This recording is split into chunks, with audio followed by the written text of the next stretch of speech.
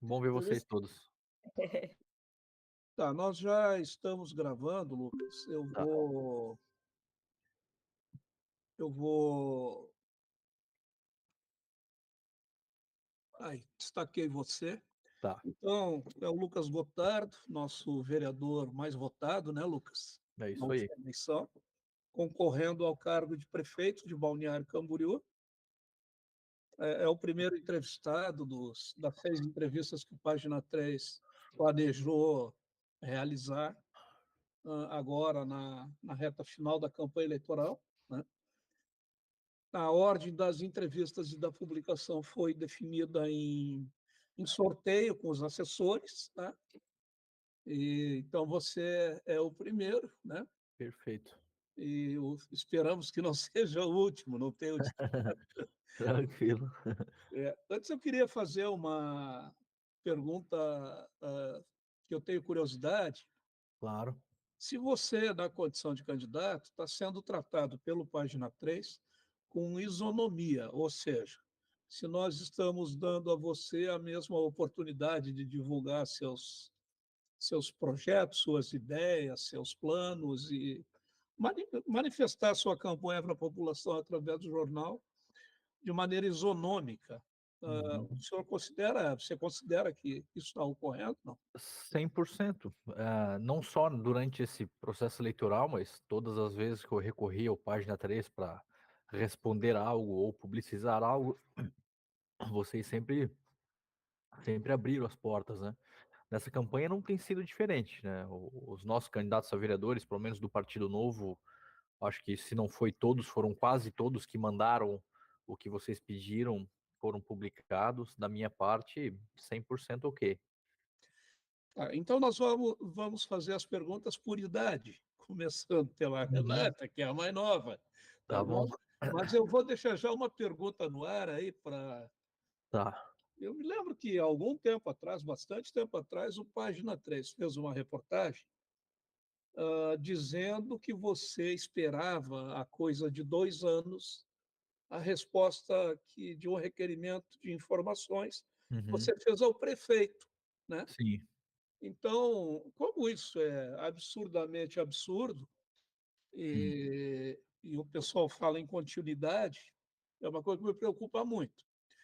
Mas isso o senhor me responde depois. Vamos começar com Tá. a Renata aí. Perfeito. Olá, Lucas. Boa Oi, tarde. Renata.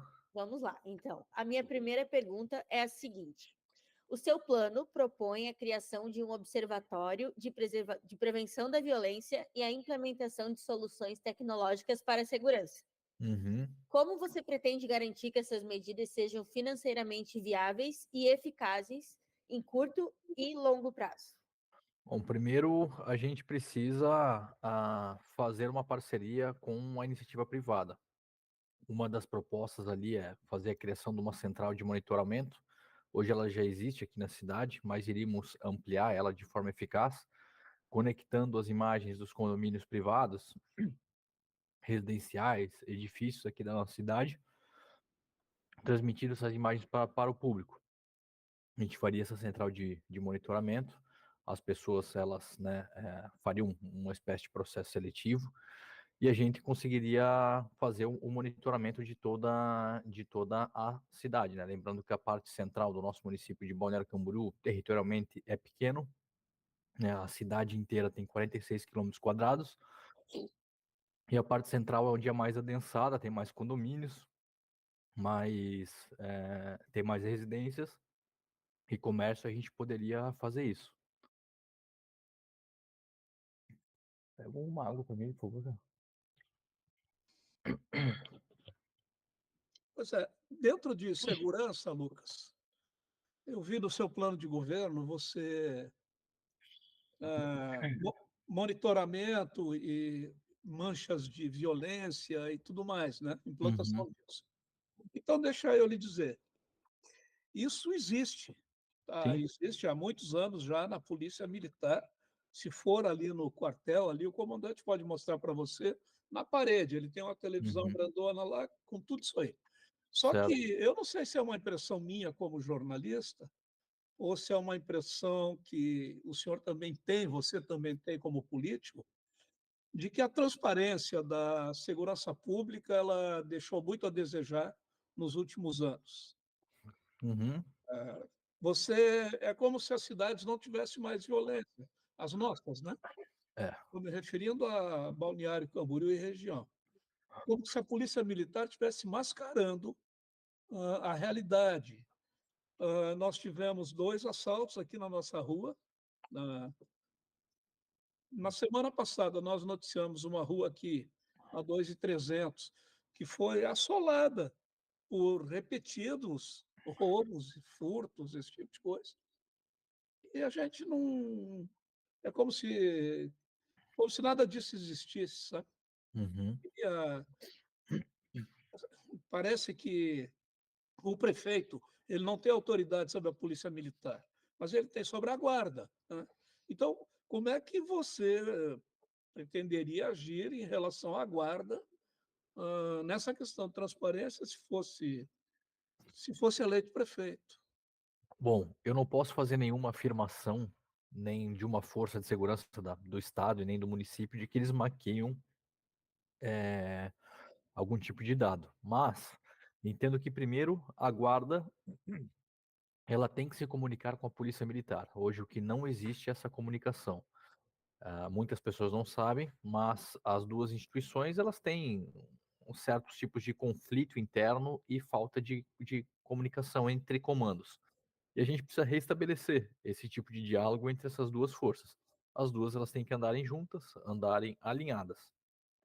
Algo que a gente tem que incentivar também é que eu já tive pessoas que me passaram relatos, né, de furtaram a minha casa, roubaram tal coisa e tal, e não há o incentivo por parte até da corporação de incentivar essas pessoas a registrarem um boletim de ocorrência, né?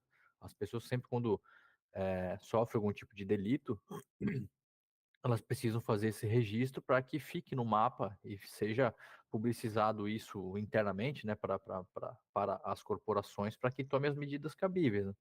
Se a gente não diagnosticar onde está o problema, onde é que está tendo furto, roubo ou acontecendo os crimes, a gente não sabe como é que a gente vai utilizar o nosso efetivo e a aplicação de recursos, né? Mas eu acho que tudo parte de diálogo, né? Hoje eu vejo guarda municipal entrando em conflito com polícia, a polícia que reclama de guarda e fica aquela coisa, eles não se comunicam e quem perde é a sociedade. Certo, Lucas, você falou da polícia militar e a gente sabe que hoje, em questão proporcional, Balneário tem a maior guarda, não sei se é a maior ou a segunda maior guarda do estado, né? Guarda municipal. Sim. Mas a polícia militar é muito pelo contrário, né? A gente não tem aumento no efetivo da PM há muito tempo e muito se fala na necessidade de aumentar, só que isso não vem acontecendo. Inclusive, nas nossas temporadas de verão, o número de policiais é cada vez mais reduzido. Uhum.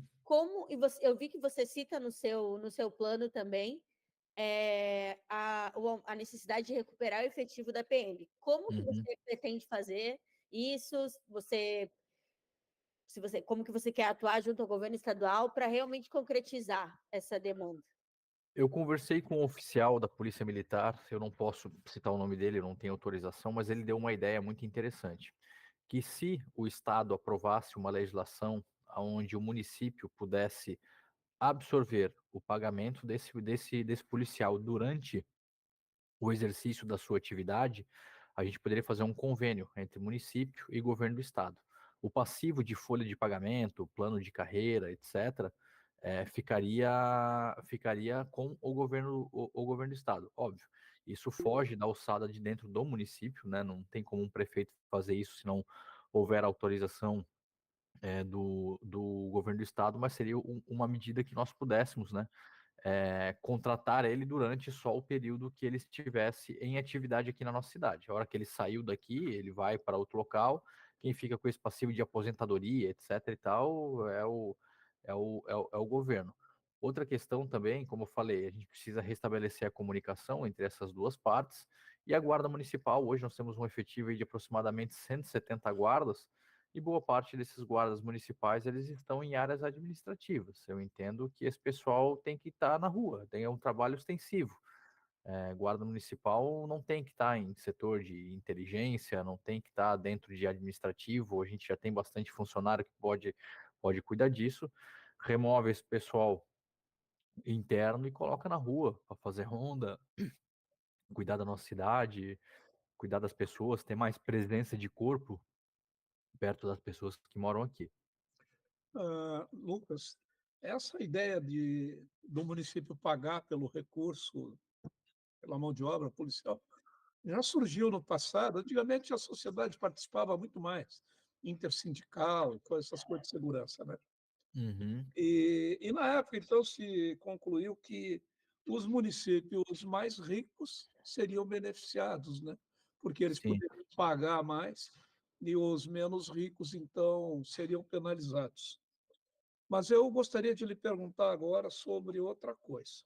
certo. O seu plano de governo, você destaca a importância de finalizar o plano diretor. Esse Uhum, plano diretor ele está atrasado 16 anos, né? sim. Por baixo, 16 anos. Né? Uhum, Prefeitos já gastaram fortunas em estudos, incluindo o atual, né? Estudos de planejamento, disso e daquilo, que nunca foram adiante. Né?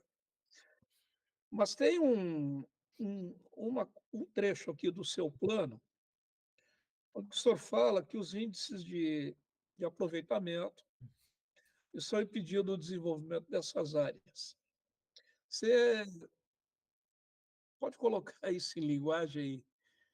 Eu sei o que você quer dizer, mas eu só uhum. quero que você coloque com suas palavras isso. Bom, vamos lá. Hoje o plano diretor do município de Balneário Camboriú, ele impossibilita que algumas pessoas possam trazer novos empreendimentos aqui para nossa cidade. Eu vou usar um exemplo. Se você vai num prédio ali na Terceira Avenida e você olha para a Terceira Avenida de um lado, você pode construir, do outro você não pode. Há uma reserva de mercado nesse sentido.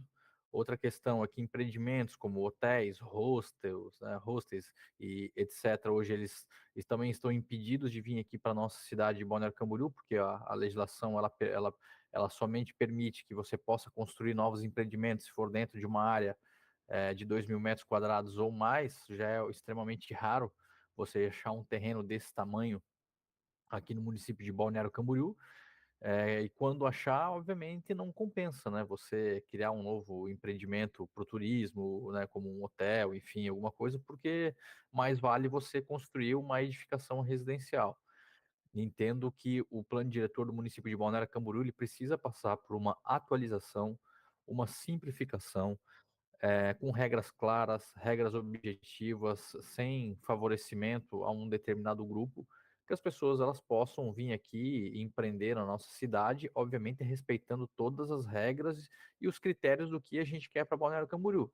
Não quer dizer que a gente vai liberar de qualquer modo, de qualquer maneira, não, não é isso. Obviamente a cidade ela tem regras e essas regras elas precisam ser respeitadas.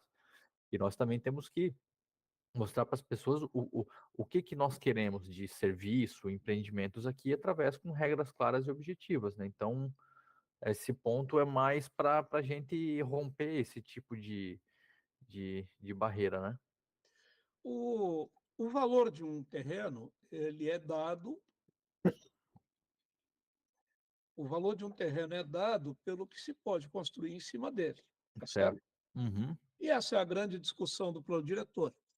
O dono do terreno no bairro, que hoje está limitado a 4 pavimentos, 3 pavimentos, 2,5, 7, né?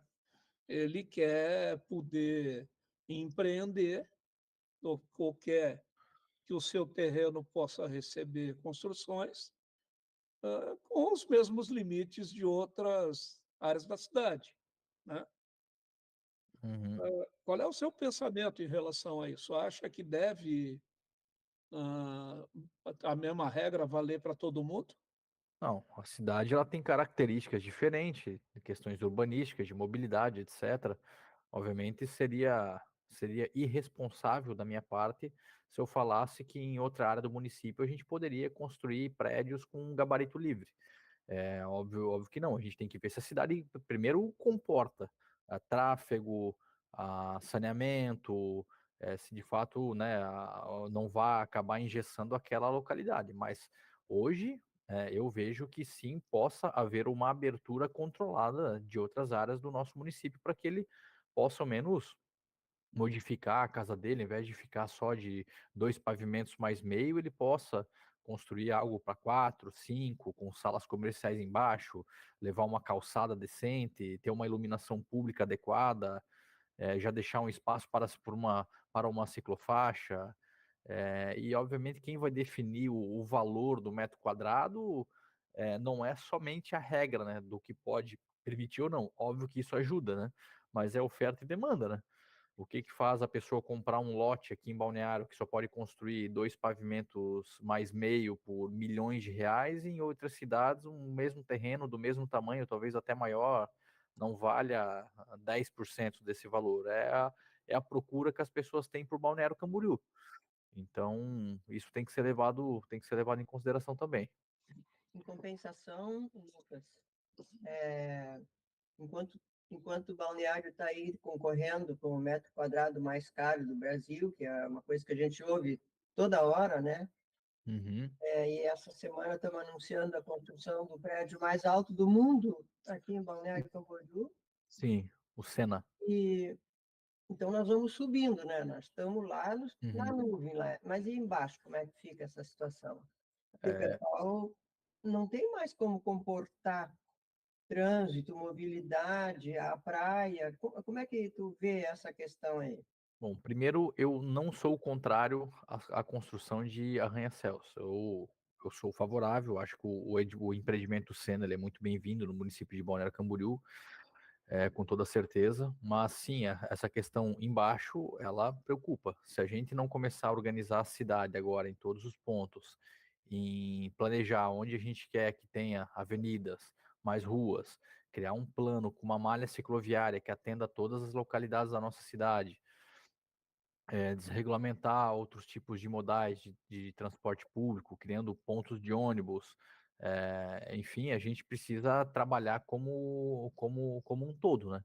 A gente não pode pegar somente um problema que a cidade tem hoje e travar uma cadeia produtiva toda, sendo que a gente muitas vezes não se esforça para resolver esse problema. Não, Talvez uma solução plena nós não temos para a questão de tráfego e mobilidade, mas a gente tem mecanismos para amenizar isso, de investir em outros modais e potencializar eles, né? não, também não sou contra a construção de prédios, até porque se tornou uma característica da cidade, né? Uhum, Mas parece que essa parte está mais rápida, está mais sim, veloz do que tudo que precisa ser feito na base, claro, para isso poder ser confortável futuramente, faz sentido. viável futuramente. Não faz sentido, faz totalmente sentido. Mas agora é como eu falei, se a gente dá praticamente 16 anos com um plano diretor desatualizado, onde as pessoas ficam numa incerteza jurídica do que pode e o que não pode. Pessoas acabam vendendo terreno por achar que não vai acontecer nada, pessoas acabam não vendendo por achar cria uma expectativa que vá acontecer algo, sabe? A cidade ela fica congelada, assim, entende? E isso obviamente parte da liderança maior da nossa cidade, que é o prefeito, de dar um direcionamento do que a gente quer para Balneário Camboriú pro futuro e separar isso em etapas de como é que nós vamos planejar isso, certo? A gente ficou, né? Aqui eu não quero utilizar o espaço para ficar fazendo crítica A ou B, enfim, não me interpretem dessa forma, mas assim, para mim é inadmissível a gente ter que ficar 7 anos esperando a desapropriação lá da Martin Luther, lá avançou 200 metros em 7 anos, sabe? O plano diretor que a gente falava com o ex-secretário de planejamento, toda vez que eu subia lá nos altos da Dinamarca, lá na prefeitura, para conversar, para obter algum tipo de informação, para buscar contribuir, não, semana que vem vai estar pautado, mês que vem vai estar pautado, na outra semana vai estar pautado, até agora não vem, então fica essa incerteza e quem perde é a cidade, porque quem tem localidades da cidade que pode construir, o cara vai utilizar dessas benesses da lei para empreender. Errado ele não está. Errado, na minha visão, está o município de não criar um regramento claro e objetivo para a cidade toda, né? Renata, Então, vamos lá. Falando de mobilidade urbana, Lucas, numa entrevista que você deu para o Página 3, agora dessas perguntas que a gente fez para os candidatos, você Uhum. citou que temos o transporte público gratuito mais caro de Santa Catarina. Sim. E vale, né? Cada passageiro vale R$ 33 por dia. Acho que foi isso que você comentou. Dependendo do mês, chega a bater esse valor. Sim. Então, considerando que realmente poucas pessoas o utilizam, que a gente sabe que até tem momentos que o ônibus está lotado, mas que ele não é utilizado, né, como deveria pela maioria da população, como a sua gestão vai buscar garantir um transporte público de qualidade e sem onerar os usuários, ou não onerar de forma muito grande, né? Como tu vê isso? Bom, Eu falar uma coisa, Claro. ô, Lucas, só para complementar. Eu estou olhando os números do transporte aí e, magicamente, de um dia para o outro, esses ônibus passaram a andar tudo lotado, pelo menos no papel. Eu Sim. acho, não, eu acho que tem que fazer um estudo sério, sabe? Porque o troço começou do nada, ali na renovação do contrato, que é emergencial, Uhum. eu acho que já venceu, porque era 6 meses, os ônibus começaram a andar lotado. E a Exato. gente olha, os ônibus estão vazios. Não, talvez seja impressão tua, Mazinho. Pois é. Acho que tu não olhou direito. É. Bom, primeiro eu quero, desculpa, não pude perder a piada. Primeiro a gente precisa mostrar para a sociedade, para elas entenderem o que é o BC Bus, de que forma que é pago. E as pessoas elas precisam fazer conta e entender como é que é feito o custeio dele. O custeio do BC Bus, ele é um contrato feito de 6 em 6 meses. Esse contrato tem um valor aproximadamente de 6 milhões de reais e ele é pago por quilômetro rodado, certo? Quando nós pagamos por quilômetro rodado, se uma pessoa ela faz um trajeto de 10 quilômetros e vai uma pessoa ou 100 pessoas no ônibus, não importa, nós vamos pagar a mesma quantidade. Eu não sou o contrário à gratuidade do BC Bus. Eu sou o contrário à forma como está sendo pago e cobrado isso das pessoas, que é através de impostos e através do estacionamento rotativo, que foi aumentado diversas vagas e que boa parte, né, do dinheiro do rotativo, ou talvez a maior parte, ele vá para custear esse ônibus, né? E não só através da tarifa, mas sim da multa. O que eu penso como solução para essa situação aqui em Balneário Camboriú? Bom, primeiro que Balneário Camboriú é uma cidade diferente de muitas outras do Brasil. Nós somos vitrine, não só para o Brasil, mas para o mundo. Todo mundo quer estar aqui. Imagine que a gente consiga, imagina que a gente consiga fazer com que grandes empresas patrocinem o nosso transporte, podendo essa grande marca explorar a publicidade. Por exemplo, o ônibus hoje ele é amarelo. Então vai ter um grande banco, né, que tenha cor amarela ou qualquer outra cor. A gente plota esse ônibus ali, deixa ele explorar, fica a marca dele lá. A gente pega esse dinheiro, aplica dentro de um fundo. Esse fundo fica gerando rendimentos, a gente utiliza parte desse fundo para ir custeando a tarifa. Nós temos uma carência de pontos de ônibus em Balneário Camboriú, certo? Hoje, se você pegar ali na Martin Luther, tá? Existem acho 3 ou 4 pontos de ônibus ali na Martin Luther toda. Se você for passar ali final de tarde ou à noite, você vai ver que dos 4 pontos de ônibus, somente um está com a luz acesa, que é o da frente da prefeitura. Os outros 3, eles estão com a luz apagada. Por quê? Porque está esquecido lá pela prefeitura, correto? Óbvio, ali na prefeitura o pessoal desce ali, vê o ponto de ônibus, utiliza, certo? A pessoa foi lá e trocou a lâmpada. Se a gente pegasse essa mesma empresa e criasse pontos de ônibus interativos, onde ela pudesse explorar publicidade, pudesse agregar valor com alguma coisa, como uma internet ou a venda do produto, sabe? A gente conseguiria trazer mais dinheiro para dentro do fundo. Uso o exemplo. Imagina uma empresa de hamburgueria famosa. A primeira que vem na cabeça de vocês. Estou usando um exemplo bem aleatório aqui, tá?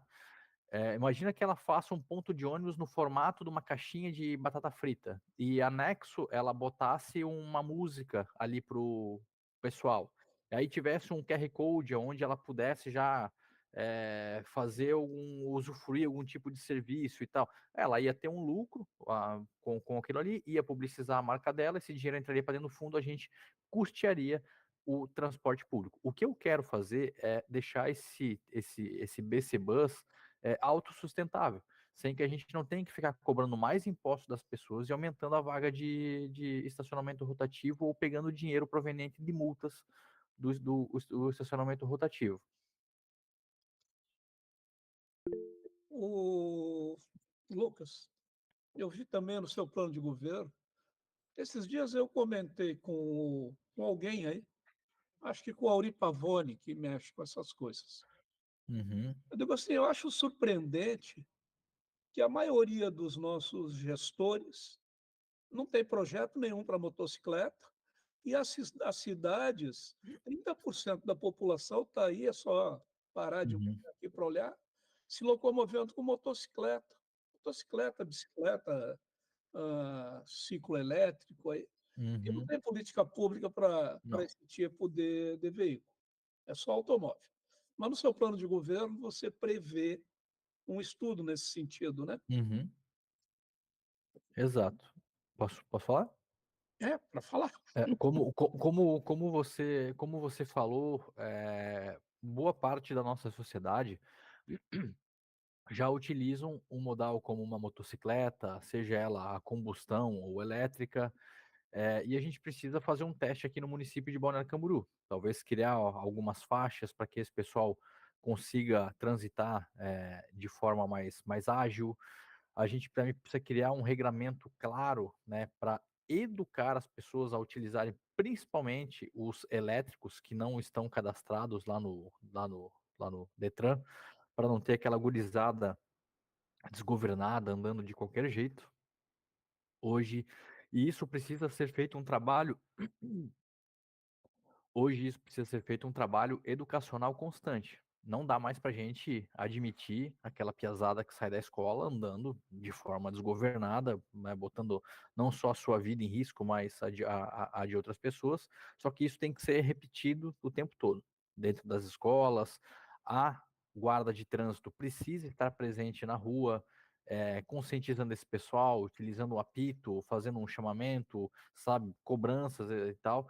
Precisa ter isso para que as pessoas elas criem, né, criem educação na boa utilização desse equipamento. Eu sou um entusiasta dos patinetes elétricos, eu tenho um, eu vou para cima e para baixo, sabe, e tento andar na linha 99,9% do meu tempo, né, cara? E quando eu tô preciso pegar uma calçada, não tem uma ciclofaixa, poxa, eu tenho bom senso de ir devagarinho e tal. Então isso tem que ser repetido, tem que ser estimulado o tempo todo. Renato. Certo. Então, vamos mudar de assunto novamente, Lucas. Falando Uhum, sobre geração de emprego e competitividade. Você certo. propõe a criação de salas do empreendedor para facilitar a abertura de empresas e reduzir a burocracia. Uhum. Como você assegura que essa iniciativa atingirá as regiões periféricas da cidade, garantindo uma distribuição equilibrada de oportunidades? Bom, primeiro a gente vai criar uma sala do empreendedor de verdade, uma que consiga fazer um diagnóstico dos serviços que a gente tem, do que a gente quer para a cidade, do que as pessoas estão desejando para o momento. Hoje, acredito que a maior dificuldade de você criar outras centralidades nos bairros para, de fato, romper os muros de verdade, como era utilizado no passado, a gente precisa simplificar a vida dessas pessoas. Como?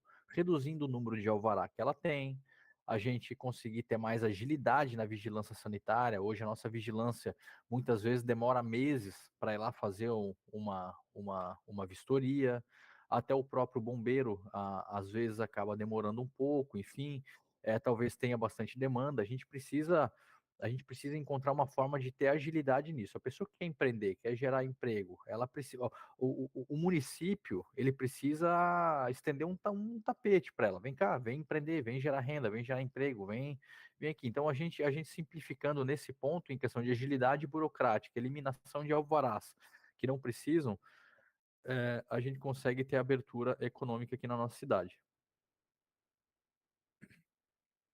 Isso vai muito de encontro com a lei de liberdade econômica proposta, né, no governo federal, né? quero trazer isso aqui para Balneário Camboriú. Renata, tem mais pergunta aí por enquanto? Sim, do mesmo assunto. Uma das suas metas é aumentar o PIB per capita de Balneário Camboriú. Quais setores econômicos você pretende fortalecer ou atrair para garantir esse aumento? Todos os setores econômicos. Como? A gente precisa da agilidade em todas as áreas. Dentro da Câmara de Vereadores, eu sempre fui um combatente contra o aumento de impostos. Sempre quando teve projetos para beneficiar algo A ou B, eu sempre, obviamente, votei favorável, porque é a minha bandeira, redução da carga tributária, mas eu sempre frisei que esse tipo de medida ela não pode ser segmentada. Vou usar um exemplo. Quando teve a pandemia, houve isenção para motoristas de van, para escolas, etc. e tal. Bacana, votei favorável, é isso aí. O pessoal eles estão precisando de ajuda, mas a gente não pode esquecer que existem vários outros setores. Quando a gente pensa em abrir mercado aqui para nossa cidade, geralmente o político ele quer criar uma área, ele quer criar uma zona, dar um incentivo fiscal para determinado segmento que fique lá naquele local onde eu quero, certo? Eu já tenho uma visão diferente. Se eu quero que um segmento ele se fortaleça aqui no município de Balneário Camboriú, a gente não tem que fazer zona geográfica. A gente abre de forma ampla e essa pessoa ela se instala dentro do nosso território aonde ela quer, principalmente quando a empresa se trata de tecnologia, né? A pessoa está querendo empreender, ela tem uma startup de tecnologia. Por que eu quero jogar ela lá para Nova Esperança? Se ela pode alugar uma sala comercial lá no Ariribá ou no Bairro das Nações, que fica mais próxima da casa dela. Às vezes ela tem um terreno, tem um galpão, quer montar um negócio lá. Por que eu, como político, tenho que dizer que tem que ser lá e não aqui? Então, isso vai ser tratado de forma ampla, sem ser segmentada em todo o território da nossa cidade. Segue. Renata, a Lise quer que tu faça as tuas perguntas para depois ela fazer as dela. Tá, São perfeito. várias. Então, Vai Lucas, tomando água aí, Lucas. Eu tô com a garganta ruim e volta e meia me dá Né? a vontade de tossir.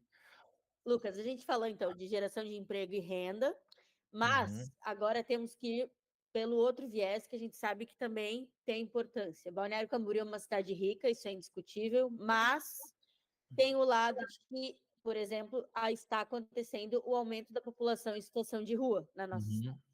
Se conecta até com a questão da segurança pública, mas o que eu gostaria de saber contigo é o seguinte: o que a sua administração fará de diferente para combater essa situação ou auxiliar essas pessoas, né? Que a gente sabe que Balneário tem ali também uma característica diferenciada com a sua população de rua, né? Que precisa Uhum. de ajuda também com a dependência química, além das políticas assistencialistas tradicionais, que a gente sabe que Balneário tem o resgate social, por exemplo. Como você vê, o que você pretende fazer para discutir ou para resolver esse problema da Bom, população de rua? primeiro, essa situação, ela é uma situação que não atinge somente Balneário Camboriú e sim vários outros municípios do nosso Brasil. Por mais que eu invista em políticas públicas de dar amparo, banho, comida, passagem de volta para casa, ou muitas vezes dar um atendimento clínico para aqueles que desejam, né? A gente não pode ficar enxugando gelo sozinho. E isso é uma bandeira que o município tem que levantar, cobrar do governo do estado, de que a política pública ela tem que ser de forma ampla, tanto a nível do estado quanto a nível de Brasil. Aquilo que eu puder fazer da minha parte aqui, de poder contribuir para esse pessoal, obviamente eu vou dar o meu melhor até onde eu posso. Agora, não tem como eu falar aqui que eu vou resolver o problema, porque hoje ele está bastante distante da solução, né? Ainda mais quando chega muita gente de fora, como a gente vê sendo noticiado, outros municípios despejando pessoas aqui como se fosse um depósito de carne, né? Passa na BR, abre a porta da van, chuta o cara para fora e fica aqui é balneário, tu vai se dar bem, e começa a vir cada vez mais gente, só que a gente não pode fazer o mesmo, senão a gente não vai resolver o problema. O problema ele precisa ser resolvido no foco.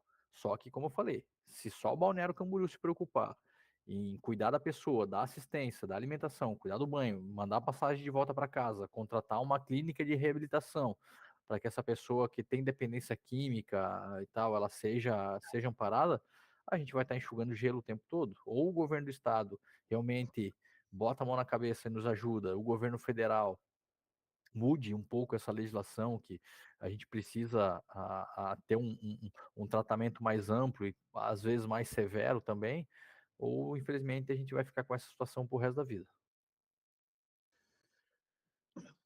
Certo. A minha última pergunta é sobre educação. Você mencionou a importância da educação para o desenvolvimento, mas também destacou a baixa eficiência dos investimentos. Quais são as suas estratégias concretas para melhorar os índices de educação em Balneário sem aumentar a carga orçamentária municipal? Que, inclusive, é algo que você também sempre comenta, que a prefeitura de Balneário não está lá tão bem como divulgam, né? Sim, primeiro a gente. Balneário tem essa fama de ser uma cidade rica, mas na verdade nós somos uma cidade endividada, né? Nós temos uma boa receita, uma boa entrada de dinheiro, mas a gente tem muita despesa, né? E para mim o sinônimo de riqueza é quando te sobra dinheiro, não quando você consegue pagar suas contas, né? Nada vale você ganhar bem e gastar tudo, né? Você está praticamente igual aos demais municípios. Agora, quando o assunto é educação, primeiro a gente tem que se preocupar em recuperar esses índices de educação, e o foco é o aluno. Tá? Quando eu falo isso, eu deixei isso bem claro e falo para todo mundo. Quando se fala em educação, o foco tem que ser o aluno. Hoje, infelizmente, dentro das unidades municipais escolares, os alunos eles têm que dividir a apostila, é uma realidade. A turma da manhã tem que deixar a apostila para o pessoal da tarde. Cara, isso é inadmissível. Enquanto Joinville estão levando o tablet para casa para estudar, a gente tem que ficar dividindo o material. Chove dentro da escola, há muitos reparos para a gente fazer, e eu penso em resolver isso como? Primeiro, a gente organiza a Secretaria de Educação com pessoas técnicas. Não dá mais para ficar colocando amigo de político A ou de político B dentro de áreas estratégicas dentro da prefeitura. O que o prefeito Adriano fez lá em Joinville? Ele trouxe o seu corpo efetivo para dentro da educação. Quem fez lá o magistrado, né, fez a prova lá para ser professor, tem as qualificações, enfim, acaba vindo para dentro da administração. Esse pessoal ele acaba, a gente acaba reduzindo custos por não ter que chamar pessoas de fora, você já traz pessoas dentro do corpo técnico e foca aonde tem que ser aplicado a política pública. Eu penso em criar, como o Joinville fez, de você bonificar os servidores daquela unidade escolar, desde o faxineiro até o diretor da escola. Se os índices de educação eles forem alcançados, eles forem batidos, todo mundo vai ganhar uma bonificação no salário. É como se fosse uma espécie de 13º, 14º, 15º, enfim, a mais ali para esse pessoal. Agora, questões estruturais de pequenos reparos, isso aí a gente poderia jogar para a associação de pais e professores. Às vezes o professor tem que ficar fazendo rifa para comprar uma maçaneta de uma porta, para consertar o ar-condicionado, para comprar tinta para quadra, comprar a cesta do futebol. Tipo, poxa, sabe, o município não consegue pegar R$ 100 e lá comprar R$ 200. Então esses custos menores, será criado um fundo. Esse fundo será administrado pela associação de pais e professores de cada unidade escolar. E é óbvio, o pai que está ali, ele se preocupa com a escola, o professor que está ali, ele se preocupa com a escola. Eles fazem a gestão, vê o que é prioritário e não precisa mais ficar fazendo rifa para ficar comprando esses itens pequenos, né? Estou no assunto agora, mas eu vou perguntar de novo. 14º e 15º salário por meritocracia Uhum. com metas para alcançar essa bonificação e tal. Como aconteceria isso? Porque isso aí é uma coisa de interesse do professor e muito, né? Claro. Vamos lá. Hoje nós temos o IDEB, certo? O IDEB, ele é avaliado sempre no final. A prova ela é feita sempre no final do ano. Lá para setembro, outubro é feito o IDEB. O resultado do IDEB, ele saiu um ano depois, lá em novembro do outro ano. Aí só que nesse ano, né, ele acabou já o segundo ano, correto? E aí você vai aplicar a política pública, as correções, fazer a manutenção com o aluno somente no terceiro ano. Só que muitas vezes ele já deve ter trocado de escola, ou já se formou, já saiu, subiu para outro grau. As avaliações dentro do município de Balneário Camboriú, elas têm que ser trimestrais. A cada 3 meses tem que ter avaliação. E essa avaliação, ela vai ter um acompanhamento com os profissionais, e aí a gente vai ajustando a aplicação do que a gente precisa corrigir constantemente. Joinville tem feito dessa forma e tem funcionado muito bem. Agora não dá para a gente aceitar uma avaliação do IDEB que praticamente não serve para nada, sabe? Fica quase 3 anos. Ele se permite. Eu recebi um relatório de um candidato uma candidata a prefeito, uma ONG fez para ela, mostrando que hoje a educação em Balneário Camboriú, a Prova Brasil, os resultados são piores do que os resultados naquele período que houve a influência da pandemia, que foi 2021. Uhum. Como é que a pergunta assim é como é que deixaram a educação de Balneário Camboriú chegar nesse ponto? Professores na Avenida Atlântica protestando contra o prefeito, Uhum. chovendo dentro das escolas, a gente viu isso aí, né? Não dá para entender Mazinho, não houve gestão. nesse ponto. Não houve gestão. Deixaram a politicagem tomar conta da Secretaria de Educação. O pessoal estava mais preocupado nas licitações, em reformar a escola, do que de fato melhorar os nossos índices.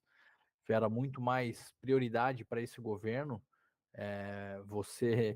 você ficar fazendo umas reformas que não surtiram muita utilidade do que comprar material escolar.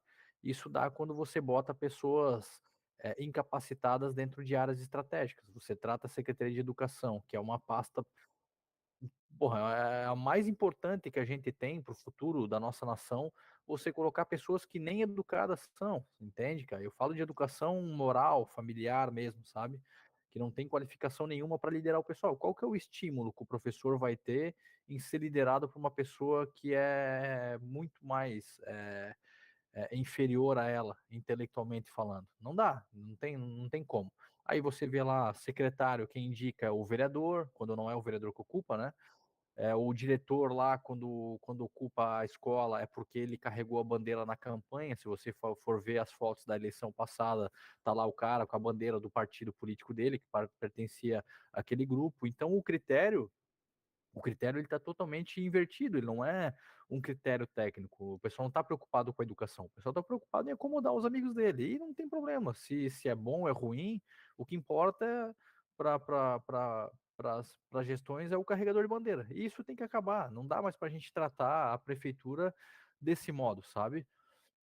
Não tem nada mais frustrante para um servidor público, não tem nada mais frustrante para um servidor público do que ele ser liderado por alguém que não tem expertise nenhuma naquele negócio. Ainda mais quando se fala em educação.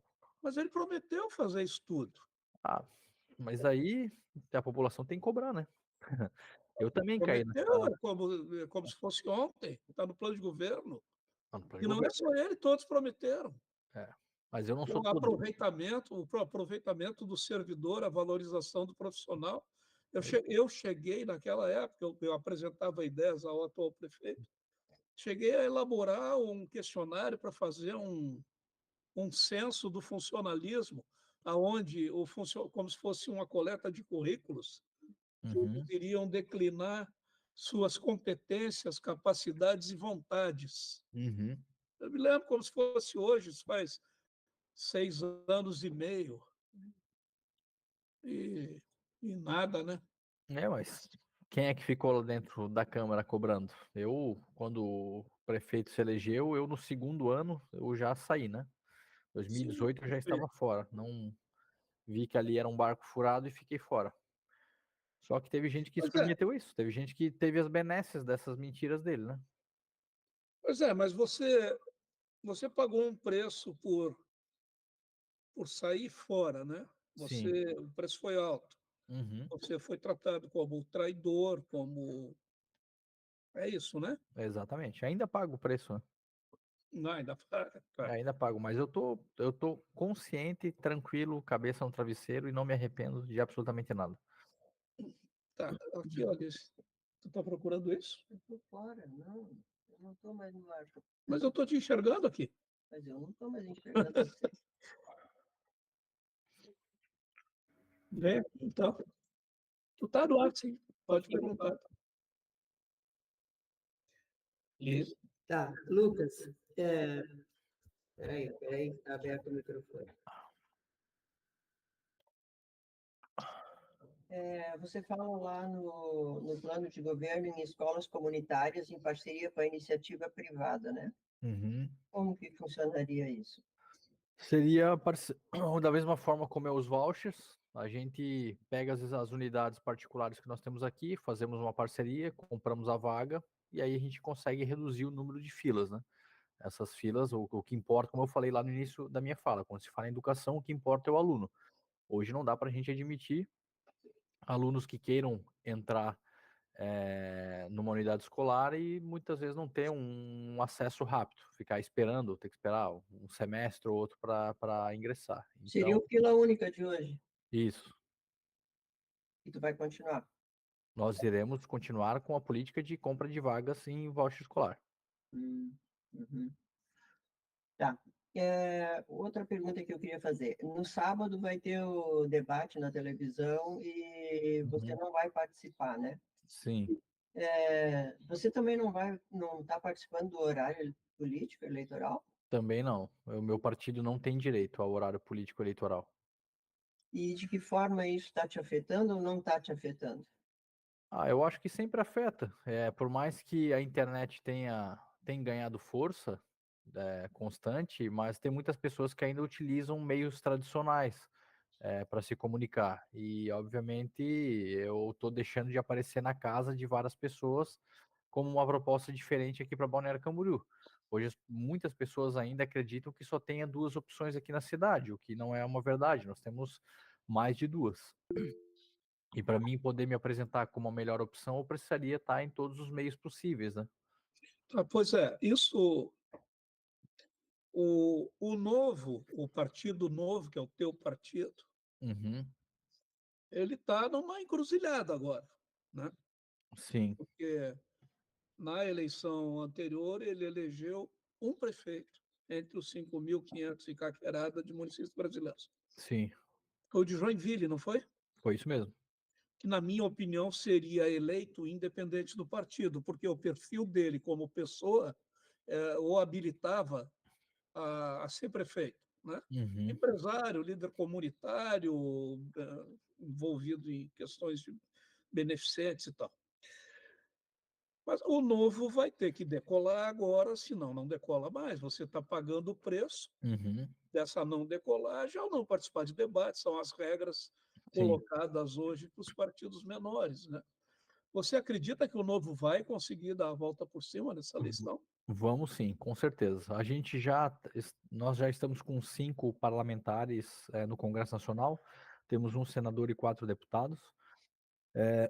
O foco das eleições de 2026 ele vai ser focado ao Congresso Nacional. O partido ele vai acabar se utilizando de outros mecanismos, como a utilização dos fundos eleitorais, partidários, etc., para 2026, para que a gente consiga crescer o partido. E o Novo ele tem amadurecido muito nesse ponto, né, de não ser um partido tão xiita e mais aberto a jogar o jogo. A gente continua com os nossos princípios e valores, sempre contra aquilo que a gente acredita que é contra, mas a gente sabe que a automutilação não é uma opção para a gente colocar o nosso valor, os nossos valores em prática, né? Então a gente precisa chegar lá e romper a bolha de dentro para fora. Tá. No lançamento oficial da tua campanha, Lucas, tu falou em mostrar como é a verdadeira direita. Como é que é a verdadeira direita? O que é isso? Existe uma falsa direita? Como é que, o que dizer? Existe uma falsa direita. O que é ser direita para você? Bom, tem muito parlamentar de direita que prega valores familiares, né? Eu sou pai de família, eu defendo a família tradicional. e a gente sabe que esse pessoal vive dentro de prostíbulos, se envolvendo com prostitutas, cheirando cocaína, usando droga, festa, bebedeira. Isso para mim não é ser direita, isso para mim é ser hipócrita. Tem muitas pessoas de direita que se dizem de direita que são favoráveis ao aumento de impostos, ao aumento da estrutura pública, ao inchaço da máquina, querem mais presença do governo. Isso para mim não é ser de direita.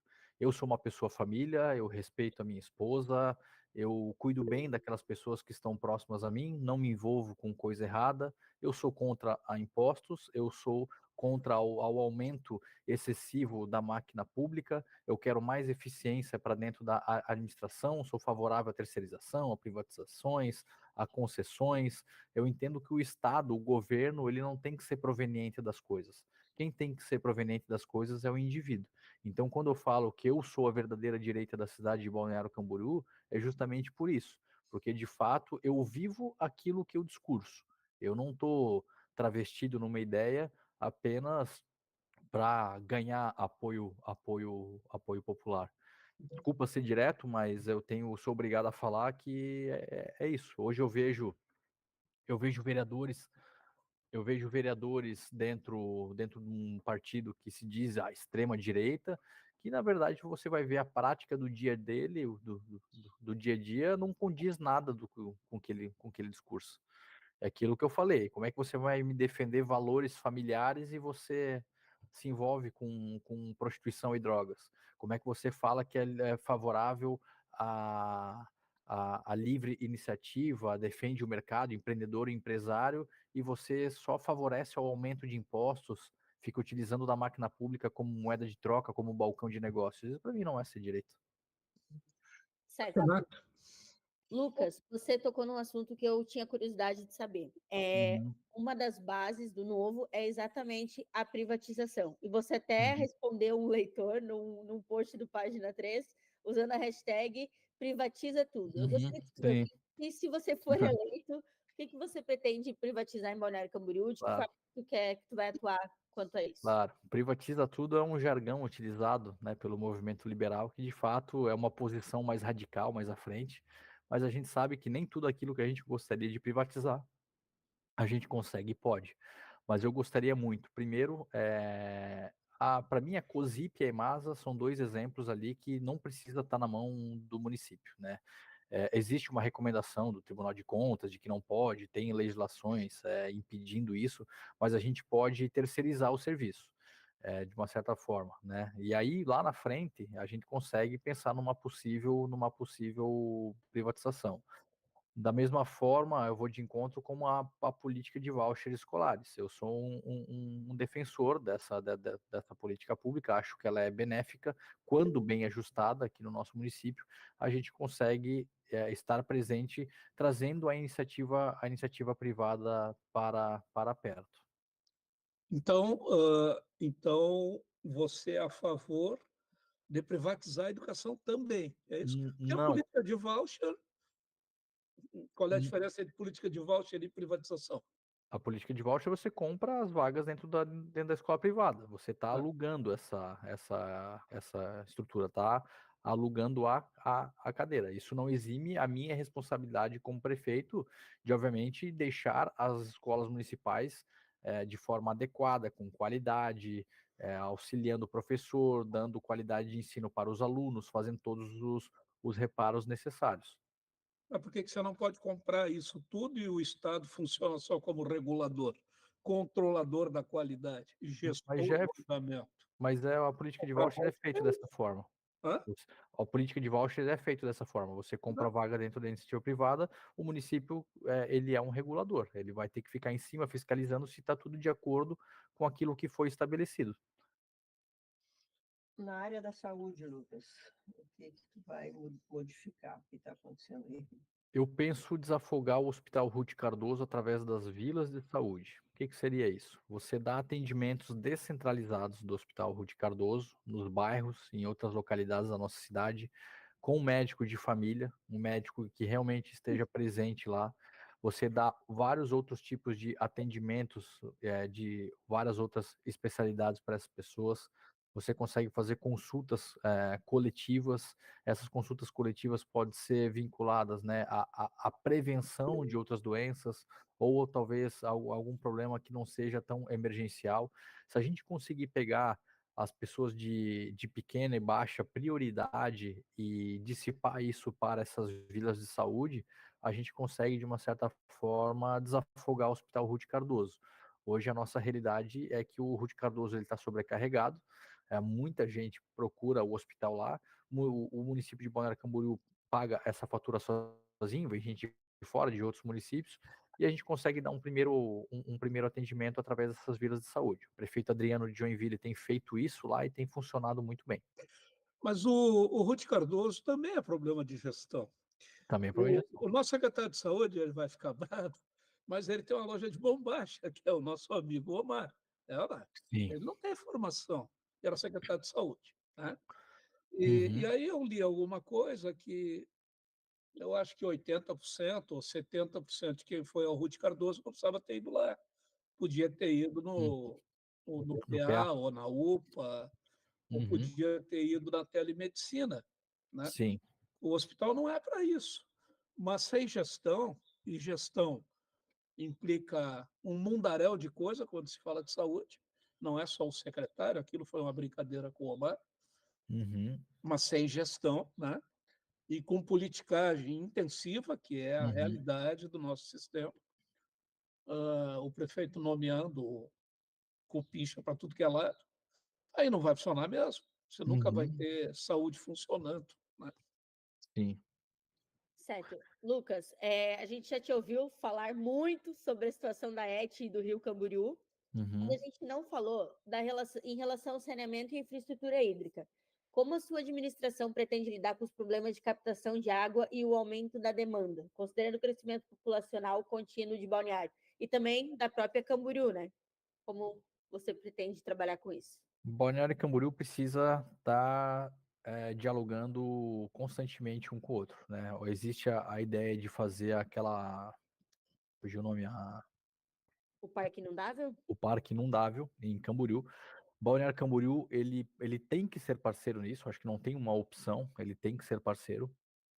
E também, Balneário Camboriú precisa ter os seus reservatórios de água. Ele pode ser ou tanto dentro da estação de tratamento de esgoto, ou talvez, né, a gente começar a pedir para que os condomínios, né, aumentem o tamanho do seu reservatório de água, né, na capacidade que eles podem, que já a gente consegue amenizar um pouco, né, desse problema sobre a falta de água. Mas eu penso que se não tiver um diálogo com Camboriú para fazer o parque inundável, sim, a gente corre um risco seríssimo aí de ficar sem água para os próximos anos. Isso já vem sendo alertado aí por muitos especialistas, o pessoal da bacia hidrográfica do Rio Camboriú. Então tem que ter diálogo entre os dois municípios. Lise, tu tem Na mais área perguntas? do turismo, Lucas, por onde que tu vai caminhar? Eu vou primeiro. Pô, eu tô com. Vai no Ruth.